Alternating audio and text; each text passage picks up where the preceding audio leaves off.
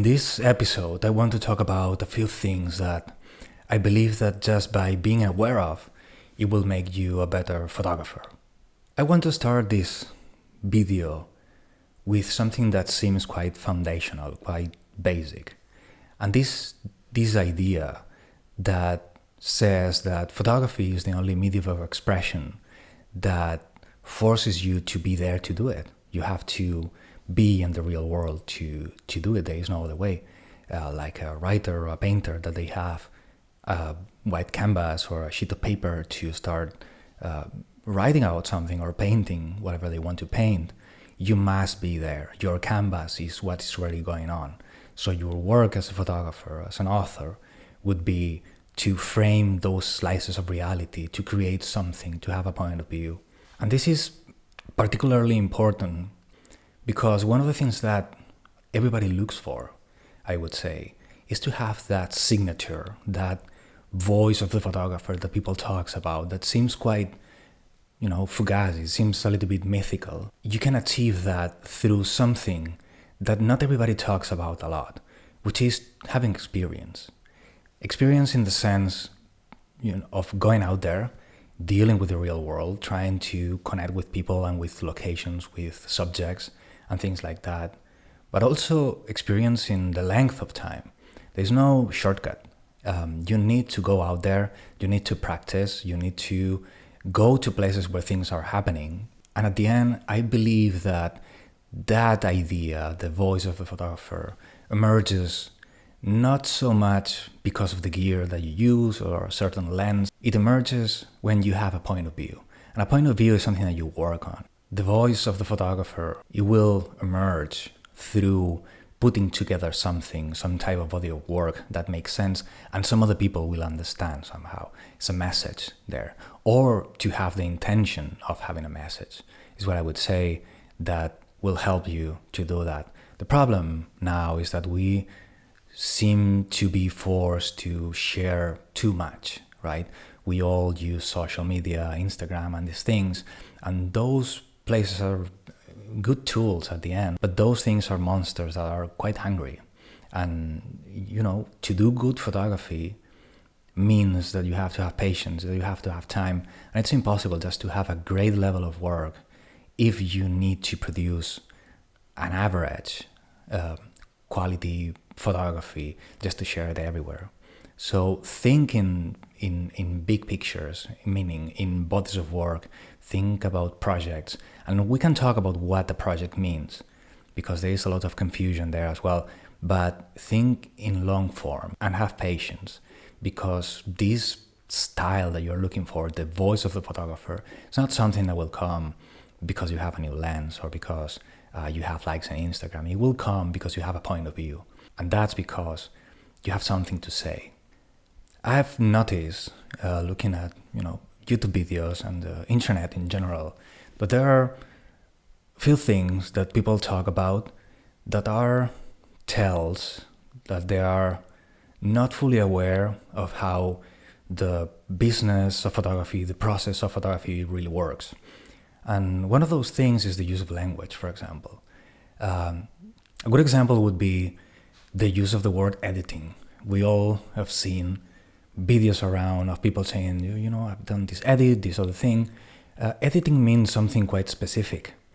It means selection. It means that you are looking for the best of the best to put together later maybe a sequence of some kind, try to put together a body of work with your best pictures, and then try to tell a story with that in a magazine or in a collection or something like that. It's not really related to post-processing or toning or developing a raw file, whatever we want to call it, which is what I understand that most people refer when they talk about editing.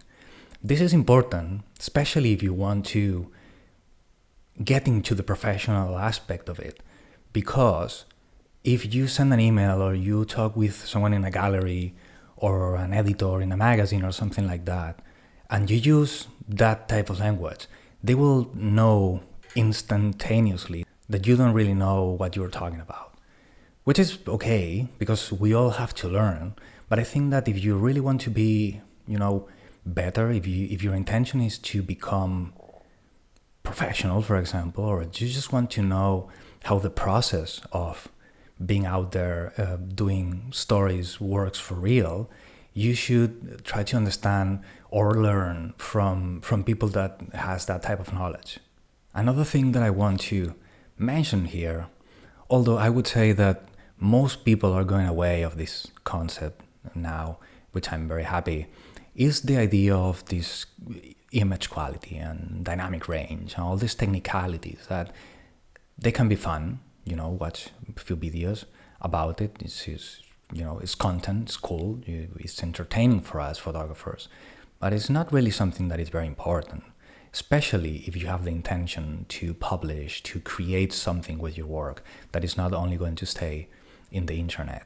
And I would strongly suggest to try to find a place in which you can hang a few pictures, maybe to do an exhibition, or self-publish your book or a magazine. Try to do something with it, because you will see that there is no real difference between one camera or the other, especially when we are not talking about massive prints the size of a building. So most of the work that we are going to do will be the size, a meter long, maybe for an exhibition, or there will be something that will be printed in a book, which is not necessarily a very big print. And that's it. I would say that the cameras are interesting to think about, because depending on what type of tool you use, you can enjoy it more or less. But it will never be, especially not anymore, about the image quality and how many stops can you lift the shadows and that type of thing in the world of street and documentary photography, for sure.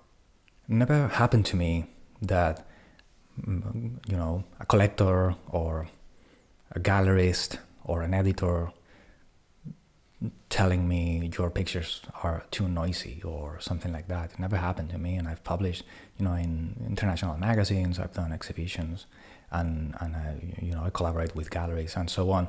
So that's something that in the real world is not really a thing, and I would guess that it's something that camera brands and things like that, they just want to push it for content creators just to talk about something, the innovation aspect of it, which is great.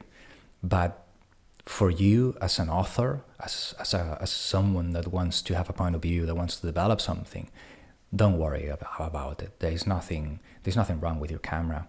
And if you're going to think about it in a sense that if the tool that you're using makes sense for the type of work that you're using.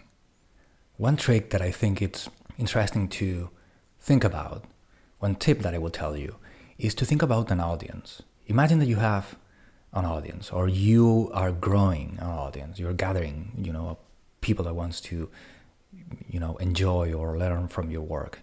And I'm not talking about all the photographers. I'm talking about, my mom or whoever it is, the final consumer of a story or of a piece of art will be, the people that goes to the museum to see what's going on, not the people that understands more or less what you're doing, because that's easier. Try to imagine that you have an assignment for National Geographic or something like that. How would you put together something interesting? How would you manage to sequence your photography, your edit, in a way that is going to be engaging, that is going to be dynamic, is going to be coherent visually as well? And try to self-assign you a couple of stories and see what happens with that. Share it with your friends, with your family, and ask them what they think. You'll see that the result is quite more interesting than what we all think. And this is it for today. I think that this is going to be an interesting series. I will talk about more of these things in the future, because there are more points of stuff that I want to talk about, that there are misunderstandings or misleading concepts that can be a little bit damaging. It's not the most important thing in the planet, but I think that, again, if you want to do it better, if you want to be better photographer, and I think that we all want to do it, and I think that we all want that, this type of stuff are things that we need to be aware of. And if you want, actually, leave me in the comments, what are things that you believe that are a little bit misleading, that you are not clear, that people talk about, that some people say one thing and other people say other thing, let me know in the comments and I might do a video around those things, because there are plenty. So thank you very much for watching and see you next time.